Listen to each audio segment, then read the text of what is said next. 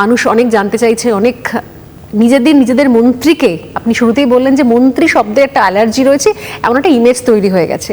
কিন্তু এখন পশ্চিমবঙ্গের মানুষ চান, যারা ভোট দিয়ে এলেন, অনেক সময় অনেক মানুষ তার নির্দিষ্ট কেন্দ্রের বিধায়ককে নির্বাচন করেছেন, কিন্তু মন্ত্রী হওয়ার পরে তখন আপনি কিন্তু গোটা পশ্চিমবঙ্গের সমস্ত বিধানসভারই মন্ত্রী সম্পর্কে লোকে জানতে চান। আমার প্রশ্ন হচ্ছে, শঙ্কর ঘোষের কোনো পিসি ছিল কি যার হাত ধরে রাজনীতিতে এন্ট্রি? কারোর ভাইপো নয় তো? মানে মানুষের প্রশ্ন আর কি। দেখুন, ফার্স্ট জেনারেশন পলিটিশিয়ান, তার থেকেও বড় কথা, কখনো কখনো কিছু শব্দ যে আমাদের আপনজনকেও আমরা ডাকি, সেই শব্দগুলোর যখন মানে একেবারে বদলে যায়। যেরকম আমি যাকে দিদি বলে ডাকতে অভ্যস্ত, দিদি শব্দটার মানে বদলে গেছে। ঠিক। পিসি, আমার মানে এখন আমার মনে হলো মানে আমার যে নিজের পিসিকে ডাকতে গেলে ভয় করবে, তাহলে নিজের পিসি, তার কথাটা আমার, তিনি অনেক বয়স হয়েছে তো পিসির কথা মাথায় আসলো।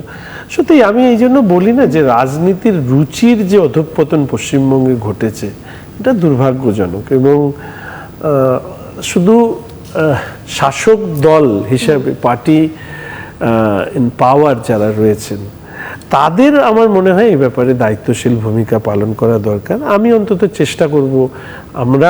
চেষ্টা করব যাতে এই দায়িত্ব পালন করে ভবিষ্যতে পিসি, ভাইপো, দিদি ইত্যাদি শব্দগুলো সম্পর্কে যেন কোনো নেতিবাচক ধারণা তৈরি না। যখন আপনি তো শিক্ষকতা করেছেন দীর্ঘ সময় নিশ্চয়ই, তো সেইখান থেকে রাজনীতিতে আসা, মানে আজকের দিনে আমার কাছে পলিটিক্স মাই প্যাশন।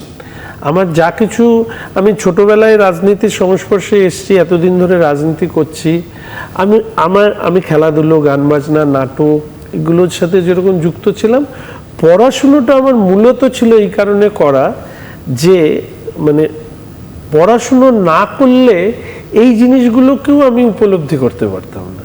ফলে একসময় ছাত্র রাজনীতিতে অনেকে বলতো যারা পড়াশোনা করে না তারা স্টুডেন্টস পলিটিক্স, কিন্তু শঙ্কর ঘোষের রেজাল্টটা বলে না।